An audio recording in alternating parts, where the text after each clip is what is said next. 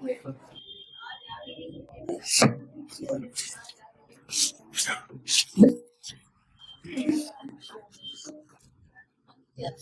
अब आज स्टार्ट करते हैं chapter number 9। Chapter number 9 magnetic field and matter. Magnetic field and matter. Okay,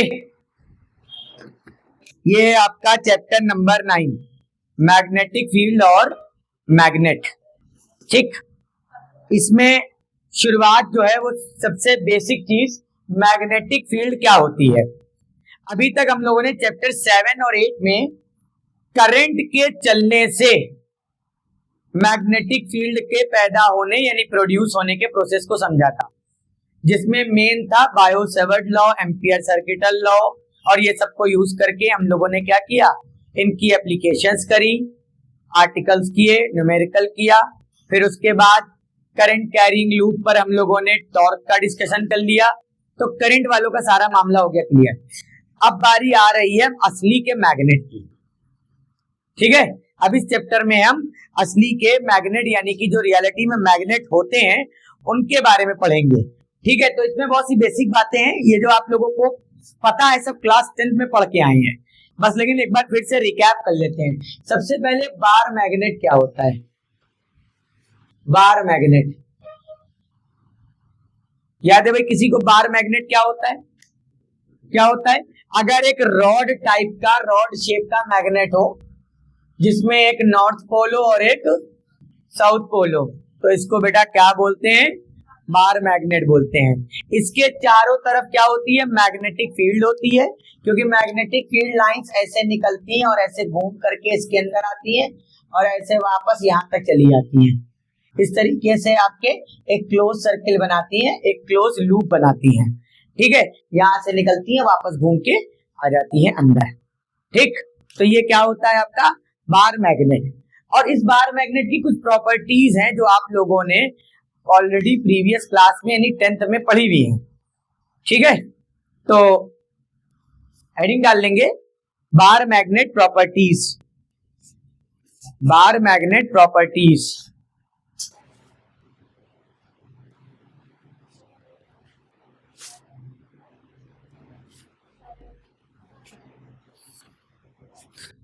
bar magnet properties.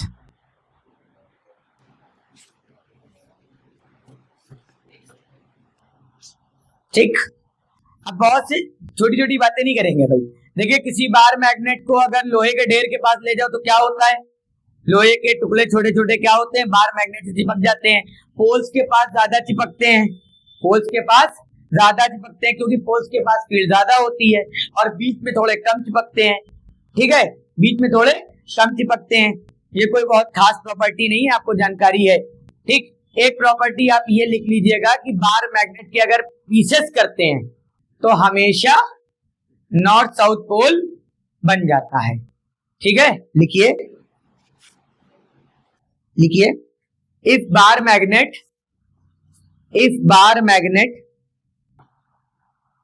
is break into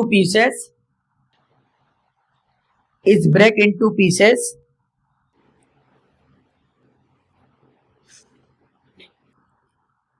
then every piece has a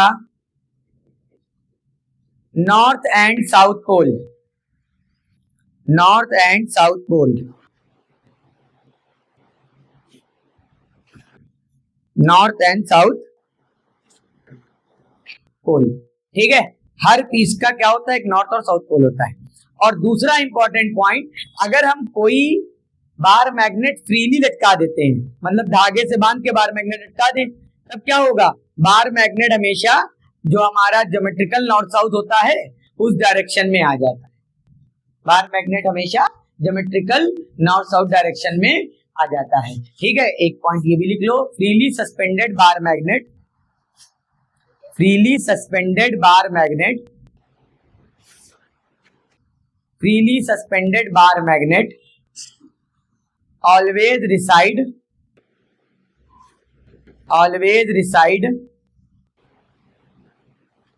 in north south direction,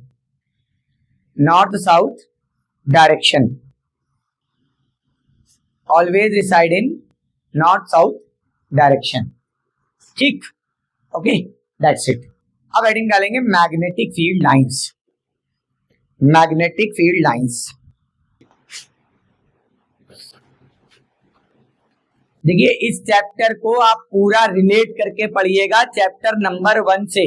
सब लोग इस बात को ध्यान दो, इस चैप्टर को जितना चैप्टर नंबर 1 से रिलेट करके पढ़ोगे उतना आसान होता जाएगा तुम्हारे लिए. ठीक, इलेक्ट्रिक फील्ड लाइंस कौन ऐसा है जो नहीं जानता क्या होती हैं?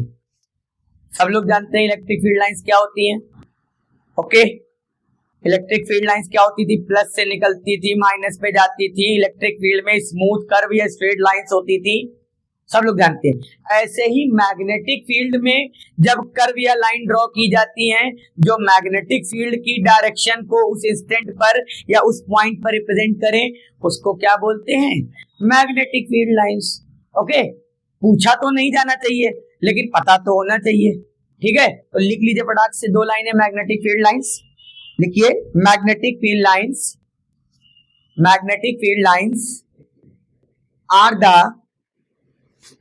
are the imaginary lines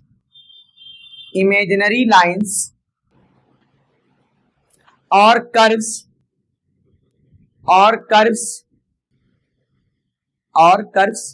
drawn in any magnetic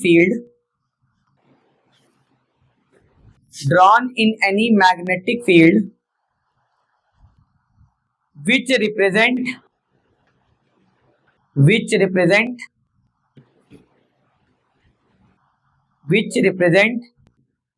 direction of magnetic field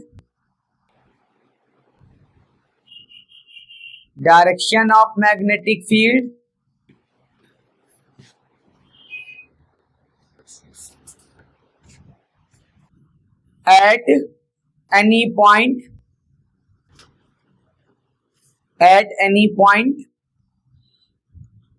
and number of magnetic field lines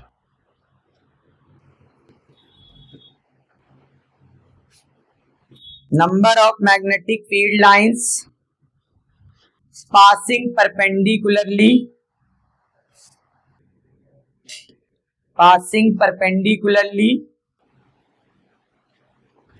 through unit area represent magnetic field.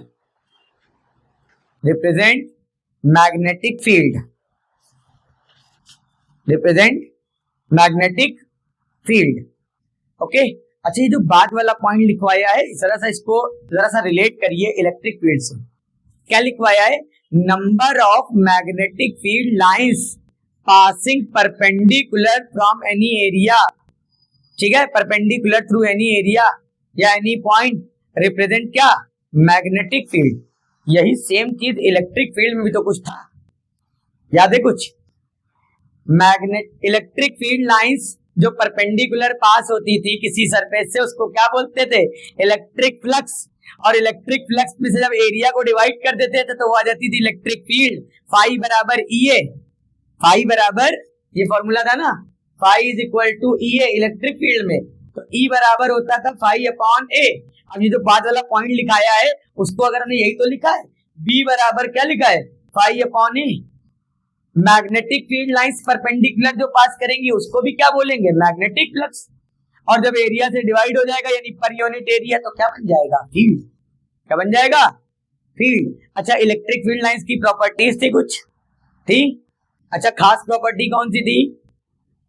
सबसे इंपॉर्टेंट है, हाँ, 2 इलेक्ट्रिक फील्ड लाइन जो सबसे ज्यादा पूछी जाती है इंटरसेक्ट नहीं कर सकती हैं. तो मैग्नेटिक फील्ड करेंगी क्या? नहीं करेंगी ना. तो जो इलेक्ट्रिक फील्ड लाइंस की प्रॉपर्टीज हैं वही लगभग मैग्नेटिक फील्ड लाइंस की भी हैं. बट अब आता है ये प्रॉपर्टीज ऑफ लाइंस आता है दोनों का पेपर में, तो हेडिंग डालेंगे प्रॉपर्टीज. Properties properties okay. अब प्रॉपर्टीज हम लॉन्ग फॉर्म में नहीं लिखेंगे, शॉर्ट फॉर्म में देखते हैं फटाफट क्या क्या मैं मेंशन करता हूं। ठीक है, उसमें याद करिए, उसको रिलेट करते रहिए। उसमें क्या होता था, प्लस से निकलता था माइनस में जाता था, ठीक, और माइनस में खत्म। लेकिन यहां ऐसा यहां नहीं है। यहां क्या है, नॉर्थ से निकलेगी साउथ तक जाएगी आउटसाइड आउटसाइड, लेकिन फिर वापस साउथ से नॉर्थ तक आएगी इनसाइड। यानी कैसा लूप बना लिया इसने, क्लोज लूप। ये पहला पॉइंट हो गया।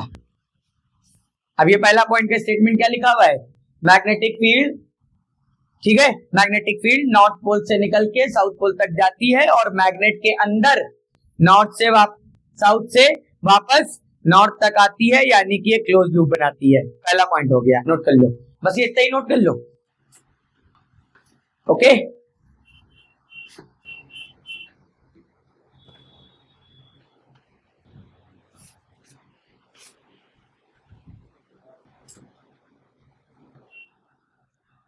ओके। सेकंड पॉइंट क्या हो जाएगा, जो कि सबसे इंपॉर्टेंट पॉइंट है, सेकंड पॉइंट, ठीक है। सेकंड पॉइंट लिखिए, two magnetic field lines, magnetic field को शॉर्ट फॉर्म में लिख लीजिएगा, capital M dot capital F।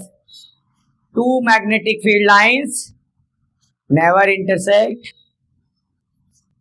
Intersect each other, ठीक है, never intersect each other. if they did so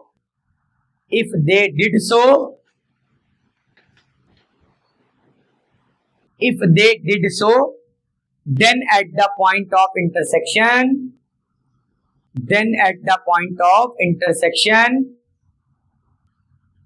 two tangents can be drawn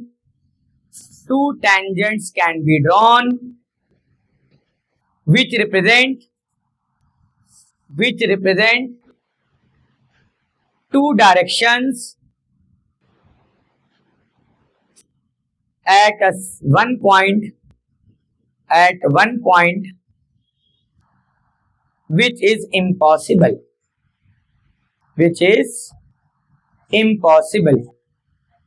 at one point which is impossible, ठीक है, okay.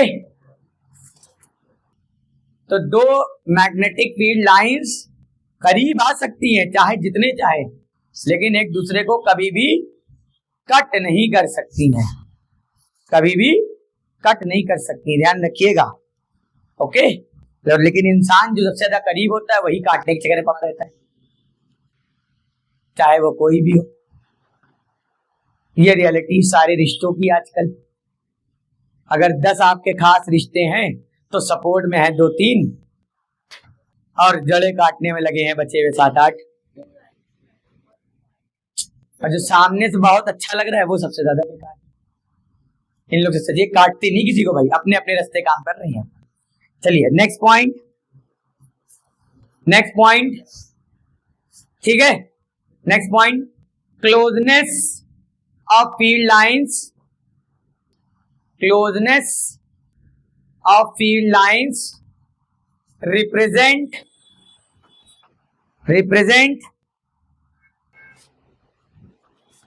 strength of magnetic field,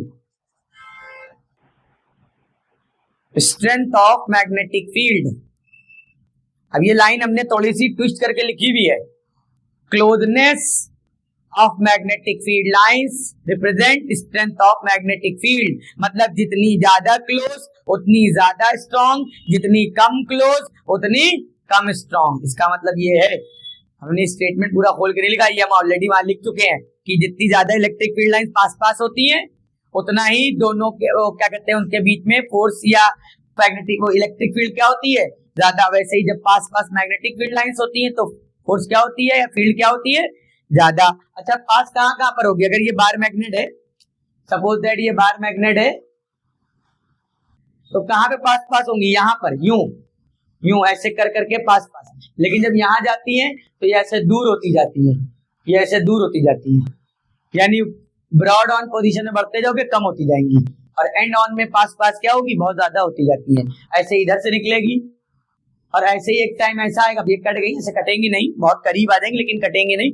एक point ऐसा आएगा जहां पर magnetic field होगी ही नहीं, वो होता है न्यूट्रल पॉइंट, वो होता है क्या, न्यूट्रल पॉइंट। लेकिन अब न्यूट्रल पॉइंट हमारे यहाँ भी है नहीं, थोड़ा सा बताएंगे अभी आगे। ओके, न्यूट्रल पॉइंट थोड़ा सा आगे बताएंगे। न्यूट्रल पॉइंट की जरूरत पड़ती थी अर्थ को मैग्नेटिक फील्ड प्रोड्यूस को करने में। ठीक है, जब क्वेश्चन आता था पहले कि प्रूफ करिए कि अर्थ में भी मैग्नेटिक फील्ड होती है, नहीं मैग्नेट होता है, तो उसका जवाब ये था, अगर एक मैग्नेट है तो उसके चारों तरफ उसकी मैग्नेटिक फील्ड होगी, लेकिन अगर कोई एक और मैग्नेट है तो चारों तरफ उसकी भी फील्ड होगी। तो दोनों की फील्ड, अगर एक पॉइंट ऐसा मिलेगा जहां पर दोनों की फील्ड एक दूसरे के अपोजिट हो, और जब दोनों की अपोजिट होगी तो वहां पे फील्ड कितनी हो जाएगी, जीरो। और हर मैग्नेट के पास एक न्यूट्रल पॉइंट मिलता है, चाहे कोई दूसरा मैग्नेट हो चाहे ना हो। अब हम लोग जो कुछ बात कर रहे हैं वो अर्थ पे कर रहे हैं। जब हम अर्थ पे बात कर रहे हैं तो जो भी मैग्नेट रखा होगा वो अर्थ पे रखा होगा, और अर्थ पे रखे हुए मैग्नेट को काटने के लिए कौन है, अर्थ की मैग्नेटिक फील्ड, तो इसीलिए न्यूट्रल पॉइंट मिलता है। बट अब ये सिलेबस में अर्थ मैग्नेटिज्म का पार्ट रहा नहीं, पहले था अब नहीं है। ओके ठीक है, ये वाला पॉइंट हो गया। अच्छा, पैरेलल मैग्नेटिक फील्ड लाइंस हो तो वो यूनिफॉर्म हो जाएंगी, ये जानकारी है आपको, तो इस पॉइंट को नहीं लिख रहे हैं। ठीक है, न्यूट्रल पॉइंट का आया, पॉइंट लिख लीजिए। अच्छा, पॉइंट आया है, किताब में दिया हुआ है, लिख लीजिए। Know field line will pass through neutral point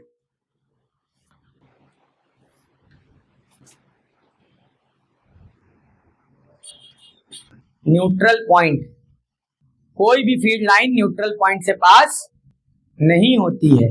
और अगर बेटा न्यूट्रल पॉइंट से कोई भी फील्ड लाइन पास नहीं हो रही होगी, इसका मतलब कि वहां पे अगर हम एक मैग्नेटिक नीडल यानी कंपास रख दें जिसमें ईस्ट वेस्ट नॉर्थ साउथ होता है, तो वो किसी तरफ ठहरेगा ही नहीं, वो ऐसे नाचता रहेगा पूरे टाइम, या तो नाचता रहेगा या तो कोई भी दिशा में रुक जाएगा, वो हमको सही दिशा नहीं बताएगा,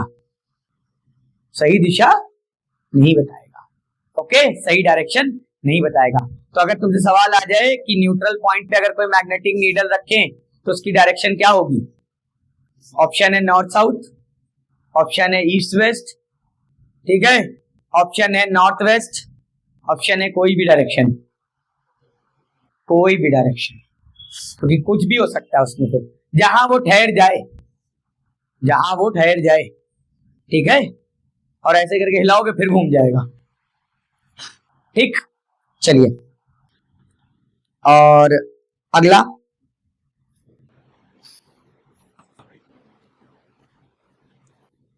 हाँ एक पॉइंट और, last point, magnetic field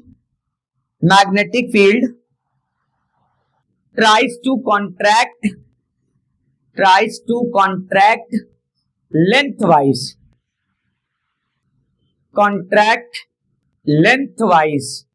contract का मतलब क्या होता है भाई, सिकुड़ना। अच्छा, कोई चीज लेंथ वाइज सिकुड़ेगी तो वो क्या करेगी, अट्रैक्शन या रिपल्शन, अट्रैक्शन, क्या करेगी, अट्रैक्शन। ठीक है, क्या लिखा, magnetic field lines tries to contract lengthwise which represent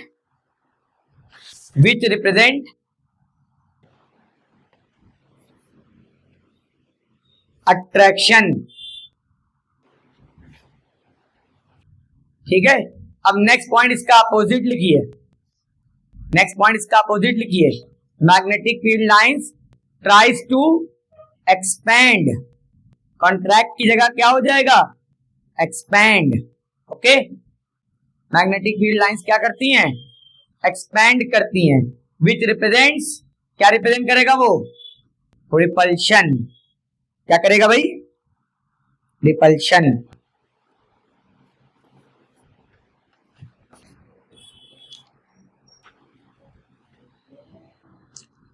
okay, अब जरा इसके बाद कुछ छोटी छोटी चीजें देखिए।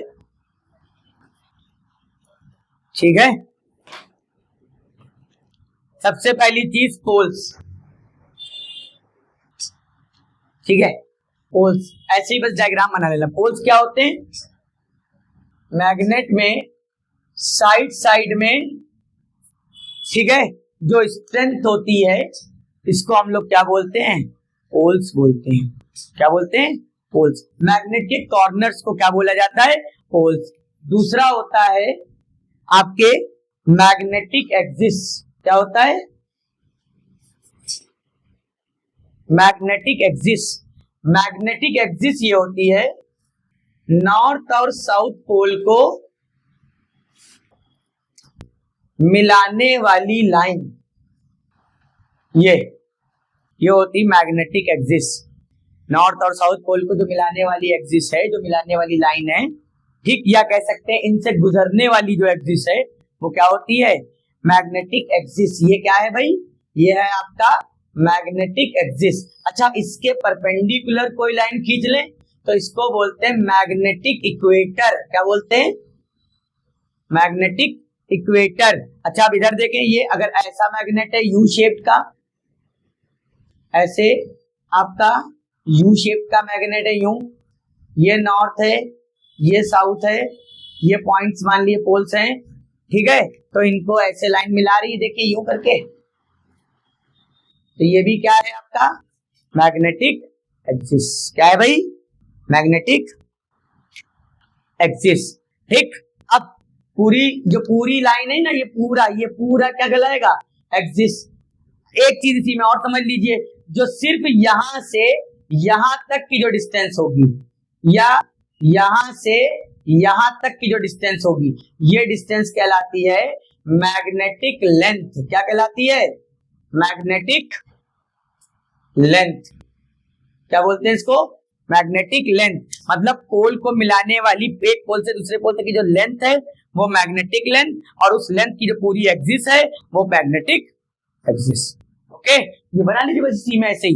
ये सब लिखने पढ़ने के लिए नहीं, आपको पता होना चाहिए, जरूरी है, ठीक है, बनाइए। ओके, अब इसमें 2 पॉइंट नोट करके इंपॉर्टेंट।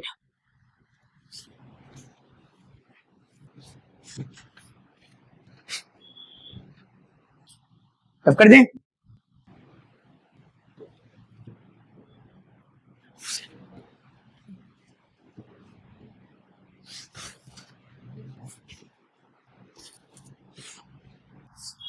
ठीक है, देखिए भाई,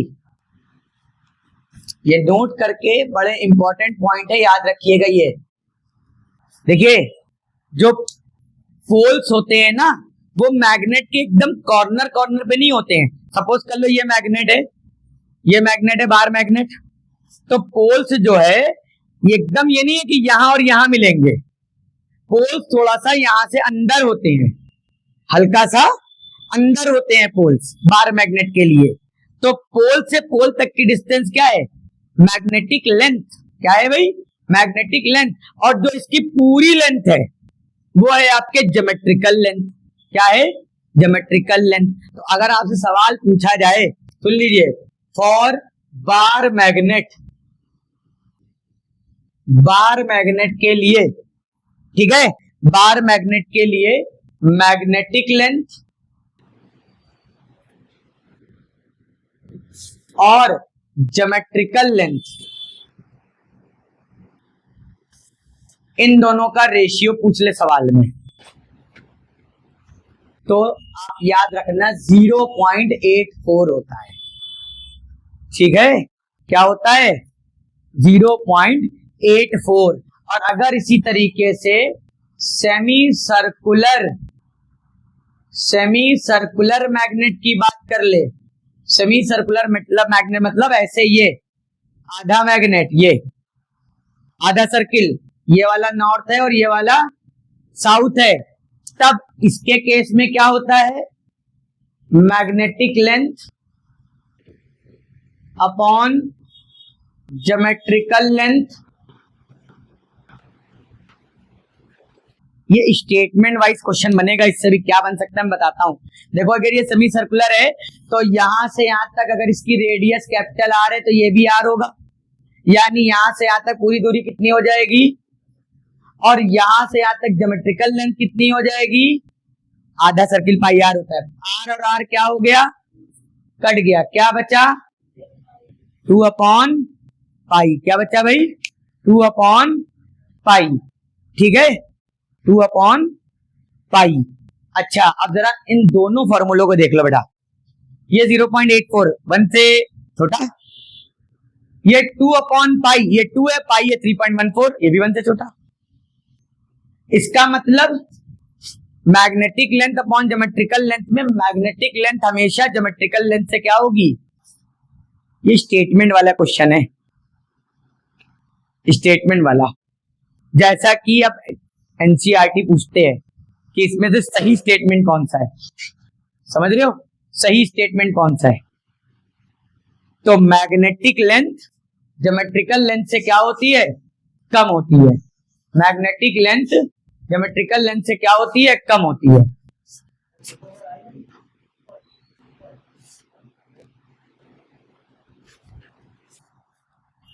ठीक है भाई, मैग्नेटिक लेंथ ज्योमेट्रिकल लेंथ से क्या होती है, कम होती है, नोट करिए सब लोग। चलो अब नेक्स्ट हेडिंग है भाई मैग्नेटिक डाइपोल, ठीक है। तो मैग्नेटिक एक्सिस हमेशा ज्योमेट्रिकल एक्सिस से क्या होती है, कम होती है, स्टेटमेंट याद रखिएगा।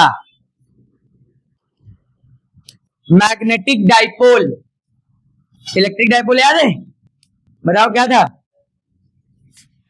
बताओ, मुस्कुरा रही हो, ले भूल गई, भूल गई। हाँ भाई, डाई का मतलब 2, अब पोल का मतलब वहां बताया था चार्ज, और यहाँ असलियत में पोल का मतलब पोल, यहाँ तो पोल का मतलब पोल ही है ना, ठीक है। 2 इक्वल अपोजिट पोल अगर एक दूसरे से बिल्कुल थोड़ी सी डिस्टेंस पे रखे हुए हैं, ठीक, तो उसको क्या बोलेंगे, इलेक्ट्रिक डाइपोल नहीं, अब मैग्नेटिक डाइपोल, क्या बोलेंगे, मैग्नेटिक डाइपोल। लिख लो, लिखो, when 2 poles of equal and opposite, when 2 poles of equal and opposite strength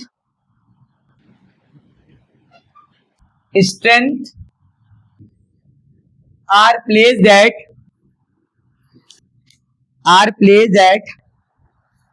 least distance apart,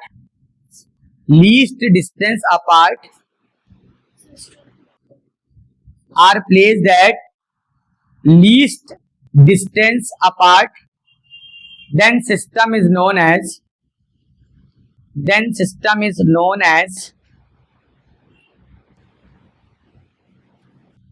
what, magnetic dipole.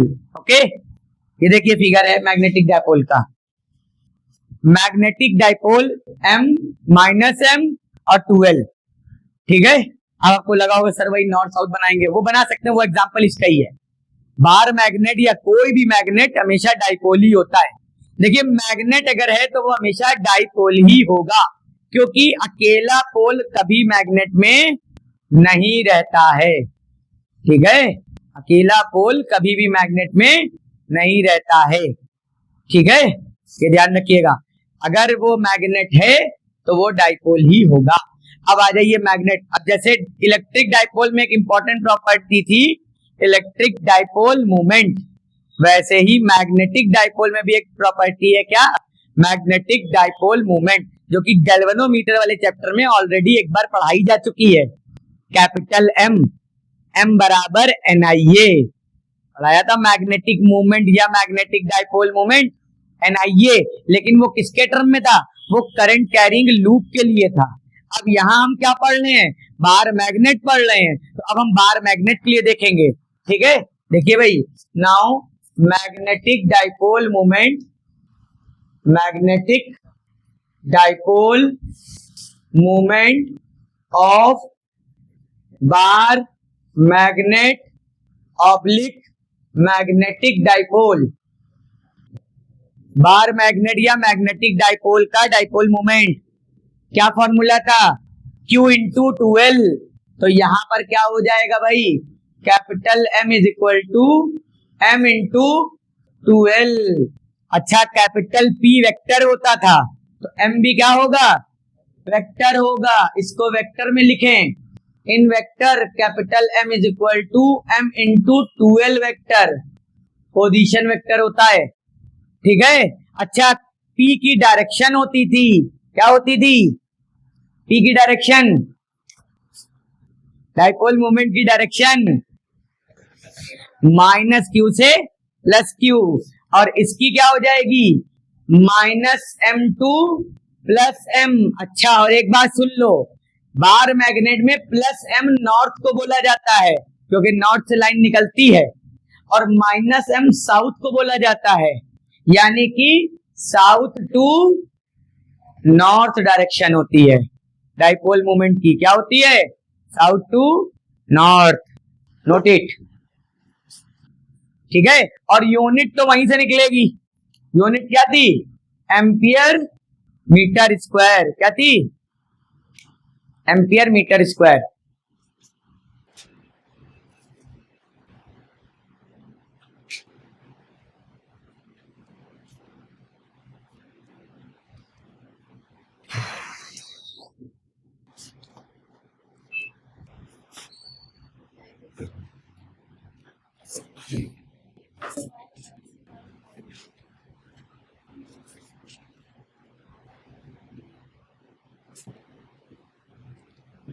अब जब सब इतना सारा मामला इलेक्ट्रिक से रिलेट कर ही रहा है तो क्यों ना ऐसा करें, कूलाम्स लॉ को भी ला के रखे दे।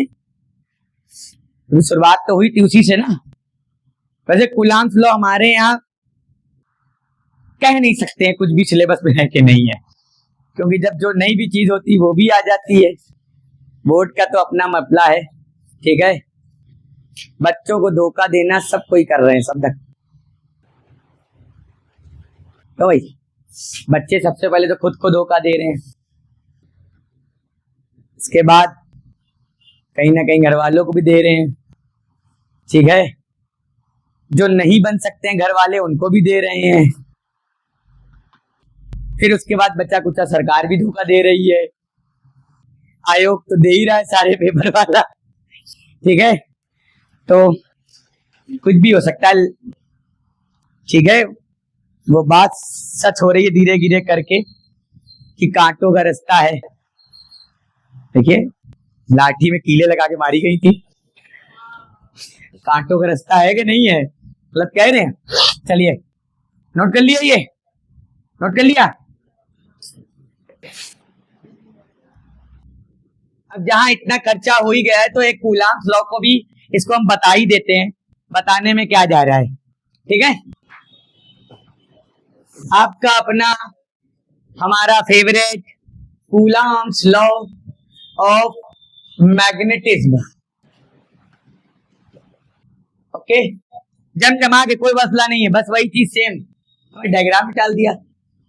चलो डायग्राम छोड़ दो। कूलाम के हिसाब से जो फोर्स होती थी दो चार्जेस के बीच में वो डायरेक्टली प्रोपोर्शनल होती थी दोनों चार्जेस के प्रोडक्ट के, यानी यहां पर हो जाएगी दोनों पोल्स की पोल स्ट्रेंथ के।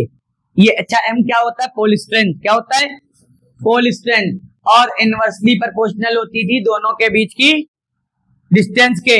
प्रोपोर्शनलिटी हटाते थे क्या आता था, कांस्टेंट। कांस्टेंट की पूरी वैल्यू बताइए, फॉर्मूला 1/4πε0। ये इलेक्ट्रिक का था, मैग्नेट में क्या बन जाता है वो, म्यू नॉट अपॉन, बस ओके। ये M1 M2 क्या है, M1 M2 are pole strength, क्या है ये, pole strength, okay. Note it.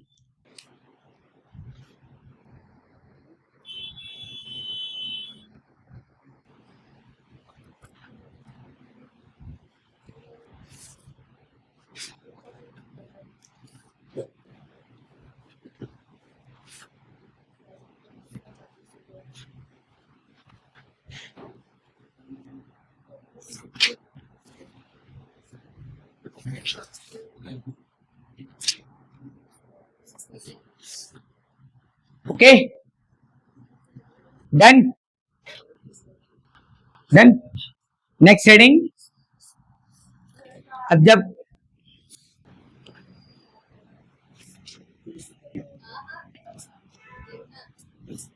Next coulombs law के बाद अब जब इतना खर्चा हो ही गया है तो फिर एक चिप्स का पैकेट ले ही लेते हैं। कूलाम्स के बाद में जरा सा एक और याद कर लेते हैं। दूसरा लॉ कौन सा था? कौन सा? Gauss law. अब जब उसकी बात कर ली है तो इनको भी बुला ही लेते हैं। ठीक है, देखिए स्टेटमेंट वगैरह कुछ नहीं लिखेंगे बहुत ज्यादा, एक एक मार्क्स के सब क्वेश्चन हैं और इतना मुझे तुम पे भरोसा है कि एक मार्क्स में तुम लोग कुछ ना कुछ बढ़ा ही दोगे उसमें। ठीक, बस जानकारी हो जाए। इन इलेक्ट्रिक फील्ड, पहले हम इसको कंपैरिजन करेंगे। इलेक्ट्रिक फील्ड में गॉस थ्योरम क्या थी? Phi E is equal to close integration E dot D S is equal to Q upon epsilon naught. अब आ जाओ मैग्नेटिक फील्ड में। बेटा मैग्नेटिक फील्ड में फ्लक्स हो जाएगा phi B close integration B dot D S. अच्छा, जो बार मैग्नेट है वो क्या है? डाइपोल। क्या है वो? अब जरा समझना, मान लो ये पूरा गोला है, इधर सुन लो पहले, ये पूरा गोला है और इसके अंदर ये डाइपोल रखा है, मैग्नेट रखा है, बार मैग्नेट। ये नॉर्थ है, ये साउथ है। यहां से फील्ड लाइन निकलेगी, इस गोले से बाहर जाएगी और ऐसे घूम करके इस गोले के वापस अंदर आ जाएगी। तो बाहर कितनी जाएगी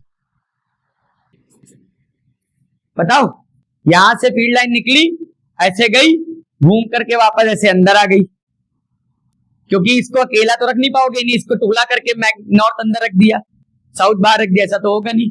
तुम इतना टुकड़ा कर दो, चाहे बिल्कुल उसको एकदम बिल्कुल चींटी के बराबर कर दो, तब भी उसमें नॉर्थ और साउथ रहेगा। ये डाइपोल रखा है, इधर से फील्ड निकली, इधर से घूमी, बाहर गई, वापस अंदर आ गई। तो बाहर कितनी गई? कितनी गई? पाई आर चली गई। ये लो, बुखार आ गया पाई आर से। कितनी गई बाहर? मैं जितनी गई उतनी वापस आ गई। कितनी गई बाहर? कोई नहीं, यानी कि तो बेटा ये हो जाएगा क्या? 0। और ये तुम लोगों ने इलेक्ट्रिक फील्ड में भी पढ़ा था, क्वेश्चन कराए थे। 1000 डाइपोल भर दिए क्यूब के अंदर, बताओ कितना फ्लक्स निकलेगा? 0। क्योंकि फ्लक्स क्या था? परपेंडिकुलर निकलने वाली लाइन। भाई जो निकल के वापस आ जाए वो काहे की? जो निकल के वापस आ जाए फिर वो उसका मतलब क्या ही रह गया? भाई ये इसमें भी क्या हुआ? निकली फिर वापस अंदर आ गई। हमको निकालना है कि बाहर कितनी चली गई। बाहर गई नहीं, तो बाहर गई नहीं तो फ्लक्स क्या हो जाएगा? 0। और यही क्या है? Gauss law. इसको लिख लो, एक स्टेटमेंट हो जाओ बस। 15 सेकंड में उतारो।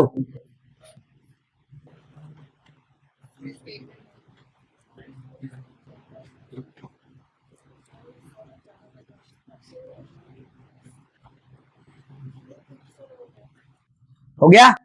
लिखो, स्टेटमेंट में लिख लो, net magnetic flux from a close surface in magnetic field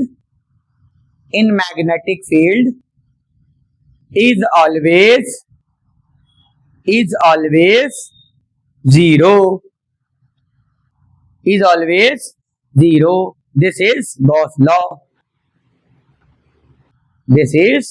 Gauss law। कौन सा? मैग्नेटिज्म का। ठीक है, this is Gauss law. Okay, चलिए आगे कंटिन्यू करते हैं गॉस लॉ ऑफ मैग्नेटिज्म के बाद। Okay,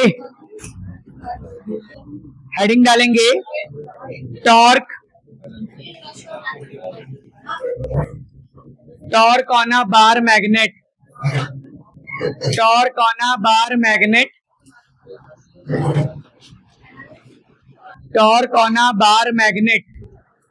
okay, torque on a bar magnet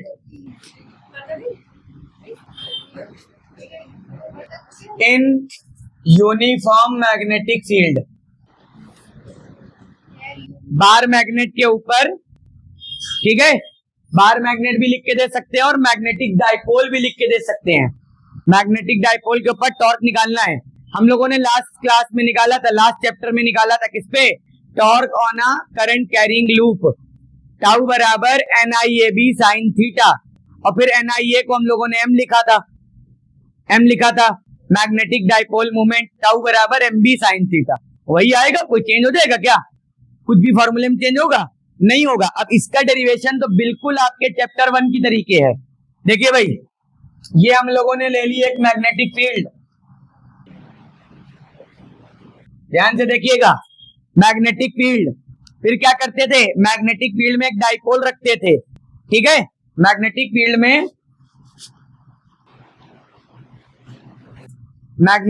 में एक डाइपोल रखते थे, लेफ्ट साइड में रखते थे जिसका क्या कहते हैं आपके माइनस चार्ज, और राइट साइड में प्लस चार्ज। ये हम लोगों ने मैग्नेटिक फील्ड ले ली। अब इसमें लेफ्ट और राइट हमने आपको बताया था -M और +M, ठीक है? तो ये हो गया हमारा एक मैग्नेटिक डाइपोल, ये हमने रख दिया +M और ये रख दिया -M। अब बताओ भाई, जब हम कोई भी चार्ज इलेक्ट्रिक फील्ड में रखते थे तो प्लस के ऊपर इलेक्ट्रिक फील्ड की डायरेक्शन में फोर्स लगता था और माइनस में क्या लगता था? अपोजिट। यानी कि इसके ऊपर इस डायरेक्शन में एक फोर्स ऑफ मैग्नेटिक फोर्स लगेगी। कितनी लगेगी भाई? MB। कितनी लगेगी? और इसके ऊपर इधर लगेगी कितनी? F = MB। ये भी वही आएगी, चाहे इसको F1 F2 कह दो, चाहे FM FM कह दो, दोनों सेम आएंगी, इक्वल अपोजिट। अब पेयर बनाना है तो चाहे 1 2 ही नाम दे दो, 1 और 2 नाम दे दो। उसके बाद दोनों पोल्स के बीच की डिस्टेंस को क्या बोलते थे? 2L। क्या बोलते थे? ये एंगल अगर हमने थीटा ले लिया तो ये हो जाएगा हॉरिजॉन्टल और ये हो जाएगा वर्टिकल। वर्टिकल क्या होता था? 2L sine theta. अब इसकी कोई कहानी लिखने की जरूरत है? एक यूनिफॉर्म मैग्नेटिक फील्ड है जिसमें एक मैग्नेटिक डाइपोल रखा है, ओके? +M पर यानी +M स्ट्रेंथ पर फोर्स लग रही है MB, -M पर भी लग रही है MB। ये दोनों मिल करके क्या करेंगे? इस डाइपोल को रोटेट कराएंगे। क्या कराएंगे? और रोटेट करने पे क्या आता है? टॉर्क आता है। क्या आता है? टॉर्क। तो फटाफट देखिए, बहुत हल्के में इसको, फोर्स ऑन अ पोल, एक पोल पे फोर्स कितना है? चाहे F1 ले लो चाहे F2 ले लो, कितना है बेटा? MB, okay? Perpendicular distance between poles, poles के बीच की परपेंडिकुलर डिस्टेंस कितनी है? 2L sine theta. So torque will be, torque कितना हो जाएगा? Torque will B tau = F1 या F2, दोनों बराबर होते हैं, into perpendicular distance. F1 F2 कितना? MB। परपेंडिकुलर डिस्टेंस कितना? 2L sine theta, okay? M × 2L क्या हो जाएगा? Capital M, capital MB sine theta. ये आपका क्या आ गया? टॉर्क आ गया। यहां पर हमने M × 2L को क्या लिखा है? Capital M, okay? अब इसको वेक्टर में लिख सकते हैं, इन वेक्टर। वेक्टर में क्या फॉर्मूला हो जाएगा इसका? वेक्टर में हो जाएगा टाउ वेक्टर = M × B। बताओ, जिसको पहले चैप्टर का डेरिवेशन आता है उसको ये आता है कि नहीं आता है? आता है कि नहीं आता है? चलिए नोट कर लीजिए।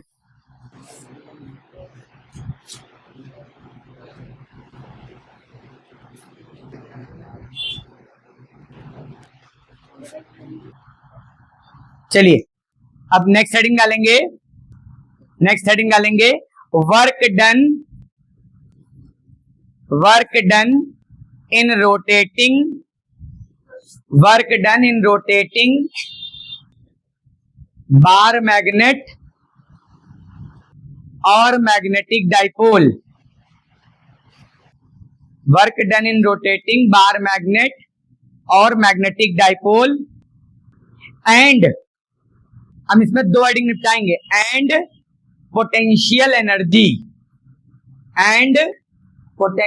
Energy in UMF, uniform magnetic field.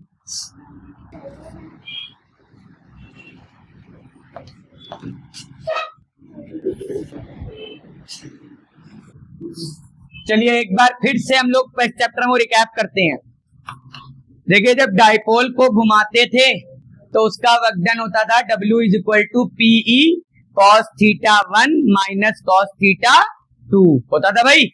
तो भाई वॉइस W बराबर PE cos theta 1 minus cos theta 2, तो इसका क्या हो जाएगा W बराबर MB cos theta 1 minus cos theta 2।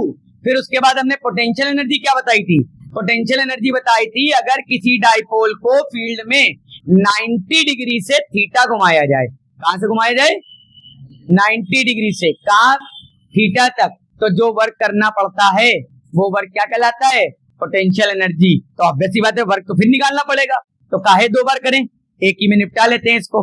Okay let's see this, तो हम निकालने जा रहे हैं वर्क डन या potential energy, work done oblique potential energy.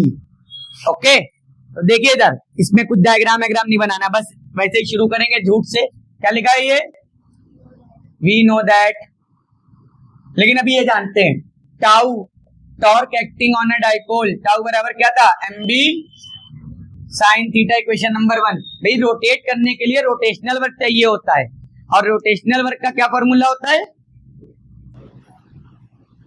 क्या फॉर्मूला होता है रोटेशनल वर्क का, लीनियर वर्क का क्या होता है फोर्स इनटू डिस्प्लेसमेंट। रोटेशन में फोर्स क्या बन जाता है टॉर्क, डिस्प्लेसमेंट क्या बन जाता है एंगुलर डिस्प्लेसमेंट, यानी फोर्स इनटू डी थीटा की जगह sorry torque into D theta हो जाता है, क्या हो जाता है टॉर्क इनटू डी थीटा। तो अब देखिए इधर ये टॉर्क हो गया, now work done in rotating dipole, कौन सा dipole magnetic dipole, by angle, कौन सा angle D theta, D theta rotate करने का वर्क डन कितना हो जाएगा dw is equal to tau into D theta, dw is equal to tau into D theta. अब आगे देखो टाउ रख दो, तो dw is equal to tau की जगह mb sine theta D theta. Okay ये हो गई इक्वेशन नंबर 2। नाउ अब क्या निकालेंगे नेट वर्क डन, कहां से कहां तक थीटा 1 से थीटा 2 तक, तो थीटा 1 से थीटा 2 का work done W is equal to integration dw integration mb sine theta D theta, theta 1 से थीटा 2 तक dw। ओके अब हमने क्या किया mb कॉमन ले लिया, ठीक है देखो W is equal to mb common ले लिया, इंटीग्रेशन के अंदर sine theta d theta, theta 1 से थीटा 2। हाँ भाई मैथ वालों साइन थीटा का इंटीग्रेशन माइनस कॉस थीटा, देखो मैथ वालों से पहले बायो वालों ने बता दिया साइन का minus cos theta, limit theta 1 से माइनस बाहर ले लो, माइनस mb लिमिट अप्लाई कर दें cos theta 2 minus cos theta 1, क्या करते हैं कॉस थीटा की जगह ऊपर वाला माइनस थीटा की जगह नीचे वाला, cos theta 1 minus sorry cos theta 2 minus cos theta 1, minus अंदर कर दो mb is equal to cos theta 1 minus cos theta 2। ये क्या आ गया बेटा वर्क डन, क्या आ गया वर्क डन। लेकिन हमें क्या भी निकालना है पोटेंशियल एनर्जी। अब देखिए इधर अगर खाली पोटेंशियल एनर्जी आता है 3 मार्क्स का तो भी पूरा करोगे, हाँ ये मैंने अपने लिए बचाया तुम्हारे लिए थोड़ी बचाया है। वर्क डन आया यहीं तक करके जोड़ देना, पोटेंशियल एनर्जी आएगा तो पूरा करेंगे, यहीं नहीं लिख देंगे खाली फॉर पोटेंशियल एनर्जी। 1 नंबर में आए तो लिख दो, लेकिन 3 नंबर में तुमको मिलेंगे इतना, देखो for potential energy, potential energy के लिए थीटा 1 कितना 90 और थीटा 2 कितना, थीटा कोई भी एंगल हो सकता है 10 20 30 40 50 100 कुछ भी हो सकता है। तो u बराबर क्या हो जाएगा PE cos 90 minus cos theta, cos 90 की वैल्यू, हाँ भाई हाँ सही जा रहे हो, cos 90 की वैल्यू 0 1, cos 90 की वैल्यू 0 होती है 1 बता रहे हो, 0 इसमें माइनस करेंगे ये हो जाएगा क्या माइनस PE। अब तुम खुद बताओ ये नीले वाले नंबर को 3 नंबर में लिखोगे तो मिलेंगे नंबर, अगर आ गया तो इतना नीला वाला हिस्सा तुम 3 में लिखोगे मिल जाएंगे, नहीं ना, तो पहले ये black then blue, okay then आपको नंबर मिलू। तो कुछ लोगों को तो इतना करने के बाद भी नहीं मिलेंगे जो चील लोग भी बनाते हैं।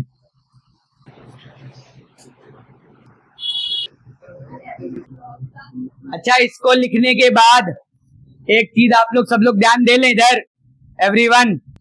इलेक्ट्रिसिटी में, इलेक्ट्रिक वाले चैप्टर में, इसमें हमने आपको तमाम सारे केसेस कराए थे। θ1 0 हो, θ2 स्टेबल, अनस्टेबल, 90, 270 सब निकाल के कराए थे। वो सारे यहाँ पर भी एप्लीकेबल हैं। ओके, इन केस अगर कोई आ जाए तो ये ना कहना कि सबने पढ़ा ही नहीं, सबने पढ़ा दिए। आप रख भी सकते हैं वैल्यूज। स्टेबल इक्विलिब्रियम क्या होता था? थीटा बराबर कौन से एंगल पे था स्टेबल इक्विलिब्रियम? 0 डिग्री पे। स्टेबल कब था भाई? और अनस्टेबल इक्विलिब्रियम 180। ये याद रखिएगा दोनों पॉइंट, ये यहां पर भी अप्लाई होते हैं। ओके, अब इसके बाद next heading magnetic field.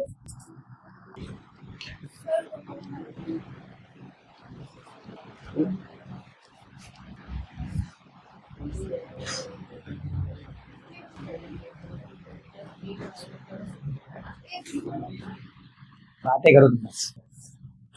Magnetic field due to short magnetic dipole. Magnetic field due to short magnetic dipole oblique bar magnet, oblique bar magnet, short magnetic dipole, short magnetic dipole oblique bar magnet. Okay, चलिए बताइए भाई, magnetic dipole है। Electric field सबसे पहले हमने निकाली थी single charge से। ये बेचारा सिंगल रह ही नहीं सकता, रह सकता है कभी? इसको हमेशा चाहिए एक पेयर, ये हमेशा रहेगा पेयर में, तो डाइपोल ही बनेगा।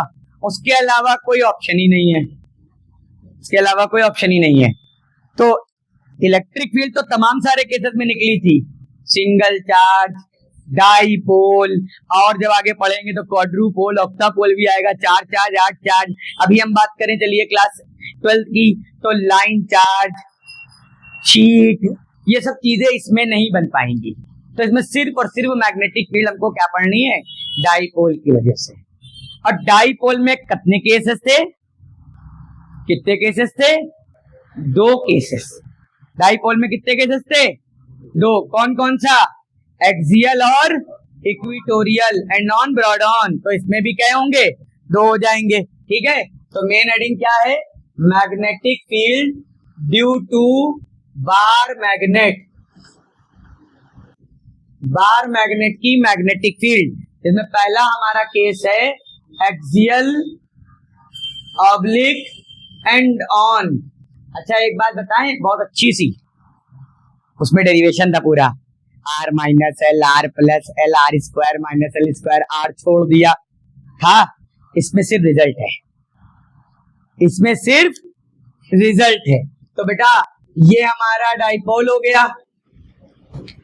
ठीक है, अब याद करिए, इधर रखते थे प्लस और इधर रखते थे माइनस। परसों बताया था कि एन और एस होता है ना। ओके, और यहां से इसके सेंटर से ये पॉइंट है पी, क्या ये पॉइंट है इसके सेंटर से पी, और जिसकी यहां से यहां तक की डिस्टेंस कितनी होगी? आर। तो इस पॉइंट पे आंसर कितना आएगा? B is equal to mu naught upon 4 pi. वहां होता था 1/4 पाई एप्सिलॉन नॉट, यहाँ होता है mu naught upon 4 pi into, उसमें क्या था? 2p upon are cube. यहाँ क्या होगा?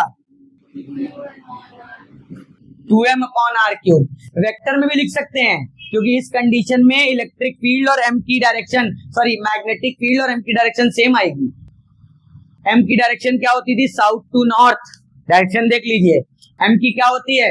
साउथ टू नॉर्थ, ये m की डायरेक्शन है, और b की भी डायरेक्शन यही आएगी। दोनों सेम आएंगे, दोनों सेम आएंगे, क्योंकि ये पास में तो इसकी फील्ड ज्यादा होगी, ये दूर है इसकी फील्ड कम होगी। सेम आर्टिकल है, बिल्कुल कोई भी फर्क नहीं है, बस खाली पी एम हो गया और 1/4 पाई एप्सिलॉन नॉट क्या हो गया? म्यू नॉट अपॉन 4 पाई। ठीक, एक्सियल के बाद दूसरा कौन सा था? इक्वी था कि इक्वा था? इक्वाटोरियल था। इक्वाटोरियल था, जहां तक देख लेना। ब्रॉड ऑन इक्वाटोरियल है ना? हाँ, इक्वाटोरियल या ब्रॉड ऑन। देखो इसमें ये नॉर्थ, ये साउथ, और ये पॉइंट पी, ये आपका आर। इस पॉइंट का आंसर बताओ बॉयज, बोलो क्या फॉर्मूला था? B is equal to mu naught upon 4 pi. इसमें 2m है, इसमें खाली m हो जाएगा, क्योंकि इसमें खाली p था। याद है बेटा? जिसको नहीं याद है पढ़ना शुरू कर दो, वक्त आ चुका है। ठीक है, चलिए अब इधर देखिए, साउथ से नॉर्थ इसका m होता है और इसकी फील्ड जाएगी इधर। तो अगर वेक्टर में लिखोगे तो क्या लगेगा? माइनस। क्या लग जाएगा? क्यों? क्योंकि b और m अपोजिट अपोजिट है। ठीक, ओके, चलिए नोट कर लीजिए।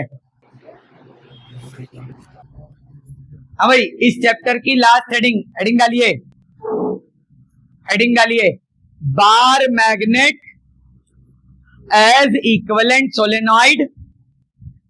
बार मैग्नेट एज इक्विवेलेंट सोलेनॉइड और वाइसी वर्सा, और vice versa, VICE dash versa, VERSA। Vice versa का मतलब उल्टा सवाल। ठीक है, पेपर में मोस्टली यही आता है। बार मैग्नेट को प्रूव करिए कि कैसा एक magnetic dipole, sorry current carrying solenoid की तरह बिहेव करता है। ओके, चाहे सीधा क्वेश्चन आए चाहे उल्टा है, मैं ऐसा करा रहा हूं कि दोनों आप लोग लिख लोगे। चलिए सुनिए फटाफट, सिर्फ 3 और 4 पॉइंट ही करने, ज्यादा नहीं करने। चलिए भैया, पहला पॉइंट बताइए बार मैग्नेट का। बार मैग्नेट में, ठीक है, बार मैग्नेट में नॉर्थ से फील्ड निकलती थी, साउथ में जाती थी, और साउथ से नॉर्थ आती थी, यानी नॉर्थ साउथ क्लोज लूप बनाती थी बार मैग्नेट की फील्ड। और सोलेनॉइड की फील्ड भी तो क्लोज लूप बनाती है, बनाती ही नहीं बनाती है? यस और नो? बनाती है।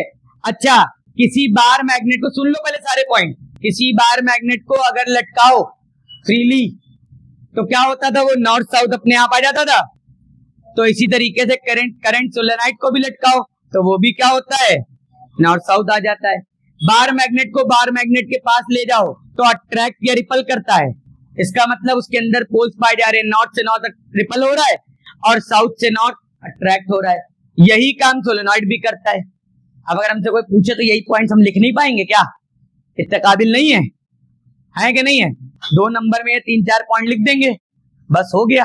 3 नंबर का आएगा तो एक चीज और बढ़ा देंगे हम इसमें, 3 नंबर का आएगा तो एक चीज और बढ़ा देंगे। तो इसमें लिखना शुरू करिए। पहला point, freely suspended bar magnet,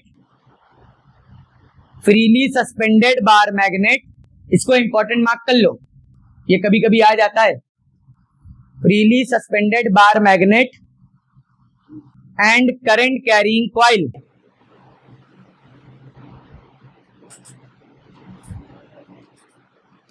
both stay in north south direction, both stay in north south direction। okay, both stay in north south direction। अगला point, if a bar magnet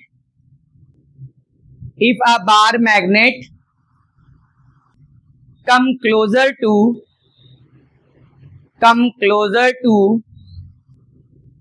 another bar magnet,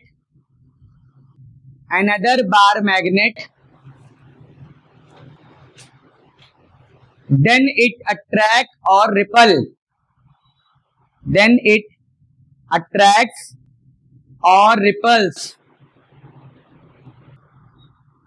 in the same way current carrying solenoid current carrying solenoid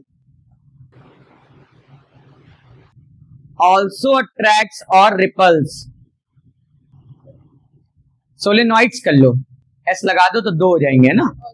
also attracts और repels, also attracts और repels. Okay, next point, next point, magnetic field lines, magnetic field lines due to solenoid, due to solenoid and bar magnet, and bar magnet are similar, are similar, are similar, okay, are similar। ये 3 point आप लिख दीजिएगा, एक या दो, एक number में ही हो सकता है, 1 या 2 नंबर में, तो आप लिख दीजिएगा, ठीक है, ओके। और अगर 2 मार्क्स में हो तो जो आखिरी वाला पॉइंट बना है इसका डायग्राम भी बना देना। पीछे मैग्नेटिक फील्ड के डायग्राम बने हुए हैं, बार मैग्नेट का भी बना है, सोलेनॉइड का भी बना हुआ है, बस खाली बस एक में सोलेनॉइड बना के यूं यूं यूं गोले बना देना, और एक में जो है बार मैग्नेट बना के गोले बना देना, 2-4 बना देना, पेज भर जाएगा, 2 नंबर लायक लग जाएगा। लेकिन अगर 3 नंबर आ जाए, 3 नंबर आ जाए तो 3 नंबर के लिए थोड़ा सा काम और करना, ठीक है। अगला पॉइंट 3 नंबर के लिए, अगला पॉइंट ये देखो, गिरे जा रहे हो, इसी उम्र में रीढ़ की हड्डी में दम नहीं बचा हुआ है, ठीक है। अगला लिखो पॉइंट, लिखो द मैग्नेटिक फील्ड,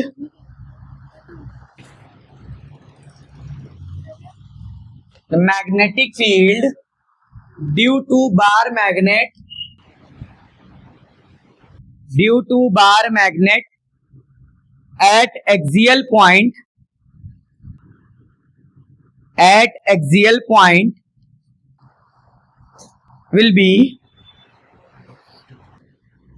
हाँ भाई, bar magnetic field axial point पर क्या लिखा है हमने, mu naught upon 4 pi 2m upon, अगर हम इस वाले को सुन लो इधर वालों, हमने एक पढ़ाई थी magnetic field due to current carrying solenoid on axis, जिसका आंसर आया था mu naught I R square upon 2r square plus x square की पावर 3/2। याद आ रहा है कुछ, ठीक है। अगर उसमें पॉइंट हम दूर ले लें, पॉइंट हम दूर ले लें, ठीक है, तो फॉर्मूला जो है नीचे वाल खाली r स्क्वायर बचता था, एक छोड़ देते थे x। अगर ये फॉर्मूला वही घूम के बन जाए, समझ लो जीत गए, जीत गए नहीं जीत गए, मतलब प्रूफ हो गया बार मैग्नेट सोलेनॉइड जैसा काम करता है, प्रूविंग के साथ। देखो इधर, देखो भाई, बहुत आराम से, बहुत ध्यान से देखो, देखो ये बार मैग्नेट की है, लेकिन अब इसको सोलेनॉइड पे जा रहे हैं, तो बेटा सोलेनॉइड के लिए m का फॉर्मूला क्या होता है, आइए क्या होता है, m बराबर, आइए रख दिया, आइए, अभी कोई दिक्कत नहीं ना, 2 से 4 काट दो, 2 बचेगा, देखो ये बच्चा म्यू नॉट अपॉन 2 पाई, आई को आई रहने दो, अब पाई ए को हम लोग लिख सकते हैं सोलेनॉइड के लिए पाई आर स्क्वायर। भाई एक ऊपर रेडियस का होता था और एक नीचे आर जो होता था वो डिस्टेंस का होता था, ध्यान रखिएगा, इधर ध्यान से, इधर ये एक आर ये होता था और एक आर ये होता था, तो दोनों अलग अलग हैं, ये छोटा आर ये बड़ा आर, दोनों बराबर नहीं होते हैं, ठीक हो, बराबर हो सकते हैं अगर ये वहां पर आ जाए तो बात अलग है, लेकिन जनरली बराबर नहीं होते हैं। अपॉन में आर क्यूब, बताओ कोई दिक्कत, पाई से पाई उड़ा दें, क्या बचा, mu naught I R square upon, बेटा किसकी मैग्नेटिक फील्ड है ये, किसकी है, करंट कैरिंग सर्कुलर लूप की, एक्सिस पे, करंट कैरिंग सर्कुलर लूप की, काहे पे, एक्सिस पे, ये थी इस फॉर्मूले में निकाला था, ध्यान देना, mu naught I R square upon 2 R square plus छोटा आर स्क्वायर की पावर 3/2, ये निकाला था। जब ये आर बहुत ज्यादा होती तो ये छोड़ देते हैं, जब ये छोड़ोगे यही बनेगा। जैसे ही तुमने कैपिटल आर स्क्वायर यहाँ छोड़ा, यहाँ नहीं छोड़ सकते हैं, ये हमने बताया था, छोड़ने वाली टेक्निक बताई थी। कोई चीज मल्टीप्लाई डिवाइड में नहीं लीव करी जा सकती है, कब लीव करी जा सकती, प्लस या माइनस में। तो यहाँ प्लस है, यहाँ छोड़ सकते हैं। ये आर्टिकल हम लोग ने पूरा किया था, प्लस में छोड़ा यहाँ पर, तो ये खाली बच्चा आर स्क्वायर की पावर 3/2, 2 कट गया, आर क्यूब। ये है नहीं है, ये किसकी मैग्नेटिक फील्ड हो गई? This is magnetic field at axis of current loop या सर्कुलर कॉइल, कुछ भी कह लो। ओके ठीक। अब देखो, अगर सपोज कर लो, इधर एक बात और सुनो, देखो भाई इतनी जल्दी नहीं, सबर।